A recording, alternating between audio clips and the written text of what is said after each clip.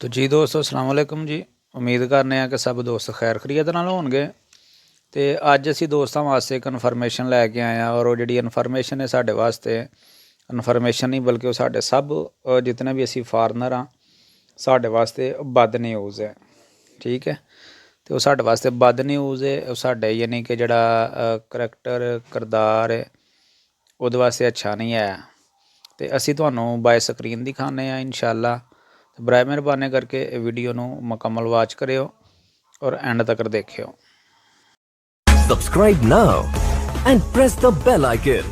Never miss an update. तो जी दोस्तों चलने अपनी न्यूज़ की तरफ। तो सब तो पहली जी बद न्यूज़ है बिल्कुल तुसी अपनी स्क्रीन के उत्ते देखते हो पे रोम इटली का वाकया वे।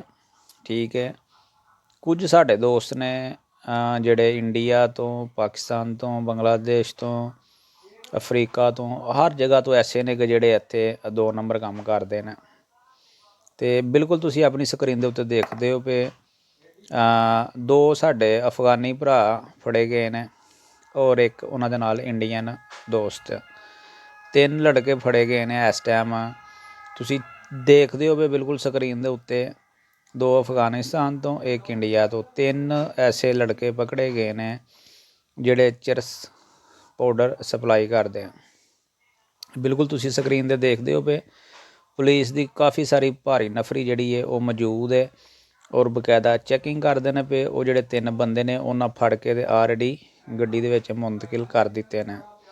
तो बिल्कुल तुसी देखते हो पे उन्होंने अलावा दूसरियां की भी नाल चैकिंग हो रही है, अच्छे तरीके दे नाल चैकिंग हो रही है।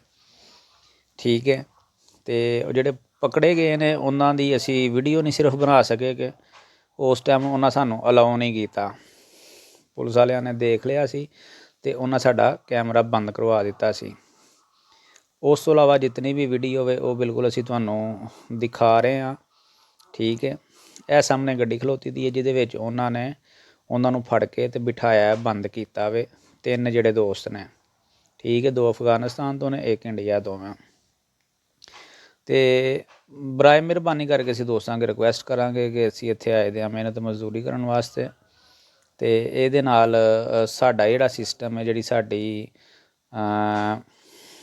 किरदार है, साडा करैक्टर है जिहड़ा उहदे ते बहुत ज़्यादा असर पैंदा वे। तो बिल्कुल तुसी अपनी स्क्रीन के उत्ते देखते हो पे तो कम अज़ कम 15 तो 20 पुलिस वाले ने जिहड़े चैकिंग करते हैं पे जिन्होंने उन्होंने फड़ के साइड ते कीता वे।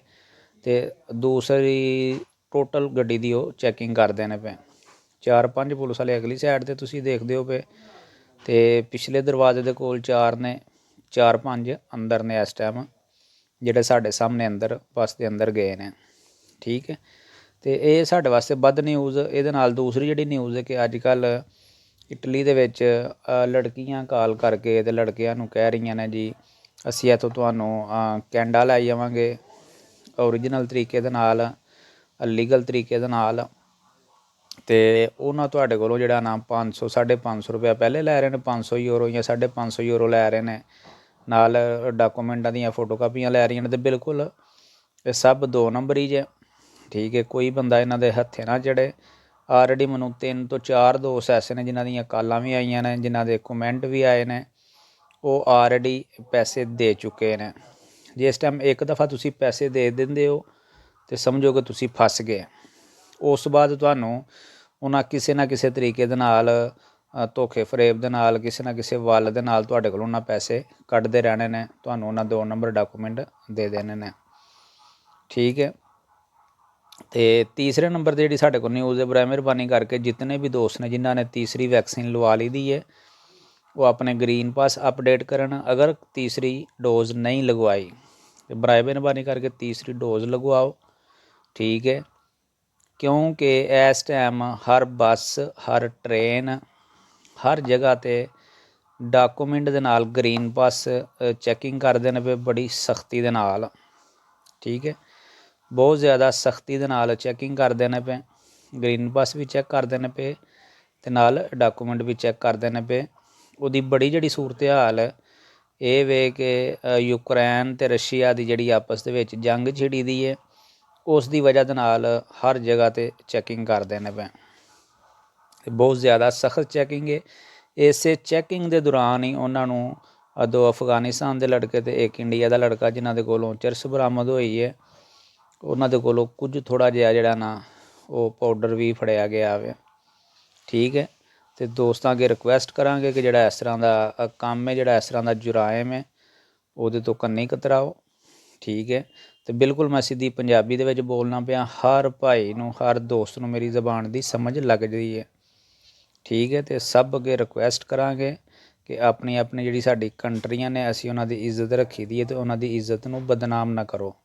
ਕਿ ਜਿਸ ਟਾਈਮ ਕੋਈ ਇੱਕ ਦੋਸਤ ਇੱਥੇ ਪਕੜਿਆ ਜਾਂਦਾ ਅਤੇ ਉਹਦੇ ਨਾਲ ਸਿਰਫ ਉਹ ਖਾਲੀ ਦੋਸਤ ਦਾ ਨਾਂ ਨਹੀਂ ਆਉਂਦਾ, ਉਸ ਬੰਦੇ ਦਾ ਨਾਂ ਨਹੀਂ ਆਉਂਦਾ, ਬਲਕਿ ਉਹਦੀ ਪੂਰੀ ਕੰਟਰੀ ਦਾ ਨਾਂ ਆ ਜਾਂਦਾ। ਅਤੇ ਬਰਾਏ ਮਿਹਰਬਾਨੀ ਕਰਕੇ ਕੋਈ ਕਾਰੋਬਾਰ ਕਰੋ, ਕੰਮ ਢੂੰਡੋ, ਕਾਰੋਬਾਰ ਕਰੋ, ਕੋਈ ਕੰਮ ਕਰੋ। ਇਹ ਥੋੜ੍ਹਾ ਕਰ ਲਵੋ, ਉਹਦੇ ਵਿੱਚ ਕੋਈ ਪ੍ਰੋਬਲਮ ਨਹੀਂ ਹੈ, ਲੇਕਿਨ ਬਹੁਤੀ ਦੇ ਪਿੱਛੇ ਪੈਂਦਿਆਂ ਖੁਦ ਬੰਦੇ ਜੇਲ੍ਹ 'ਚ ਚਲੇ ਜਾਂਦੇ ਨੇ। ਠੀਕ ਹੈ, ਪਿੱਛੋਂ ਉਹਨਾਂ ਦੇ ਜਿਹੜੇ ਘਰ ਦੇ ਨੇ, ਫੈਮਿਲੀ ਉਹਨਾਂ ਦੀ, ਉਹ ਸਾਰੀ ਜ਼ਿੰਦਗੀ ਰੋਂਦਿਆਂ ਮਰ ਜਾਂਦੀ ਹੈ। ਠੀਕ ਹੈ, ਅਤੇ ਅਸੀਂ ਦੋਸਤਾਂ ਅੱਗੇ ਰਿਕੁਐਸਟ ਇਹੀ ਕਰਾਂਗੇ, ਤਨਕੀਦ ਇਹੀ ਕਰਾਂਗੇ ਦੋਸਤਾਂ ਨੂੰ ਕਿ 1000 ਯੂਰੋ 'ਤੇ ਤੁਹਾਨੂੰ ਕੰਮ ਲੱਭ ਜੇ, 1200 'ਤੇ ਲੱਭ ਜੇ, 900 'ਤੇ ਲੱਭ ਜੇ, ਉਹ ਕੰਮ ਕਰ ਲਵੋ, ਬਿਹਤਰ ਹੈ ਬਜਾਏ ਕਿ ਇਹ ਦੂਸਰੇ ਕੰਮ ਨਾਲੋਂ। ਦੂਸਰਾ ਕੰਮ ਤੁਸੀਂ ਕਰਦੇ ਹੋ, ਇੱਕ ਤਾਂ ਤੁਹਾਡੇ 'ਤੇ ਹਲਾਲ ਕੋਈ ਨਹੀਂ। ਠੀਕ ਹੈ, ਦੂਸਰੇ ਨੰਬਰ 'ਤੇ ਇੱਕ ਦਫਾ ਤੁਸੀਂ ਜੇਲ੍ਹ ਚਲੇ ਗਏ ਅਤੇ ਸਾਰੀ ਜ਼ਿੰਦਗੀ ਜੇਲ੍ਹ। ਇਹਦੇ ਨਾਲ ਹੀ ਮੈਨੂੰ ਦੇਵੋ ਇਜਾਜ਼ਤ। ਸੁਣੇ ਰੱਬ ਦੇ ਵਾਲੇ, ਅਤੇ ਚੈਨਲ ਨੂੰ ਸਬਸਕ੍ਰਾਈਬ ਲਾਜ਼ਮੀ ਕਰਿਓ। Subscribe now and press the bell icon. Never miss an update.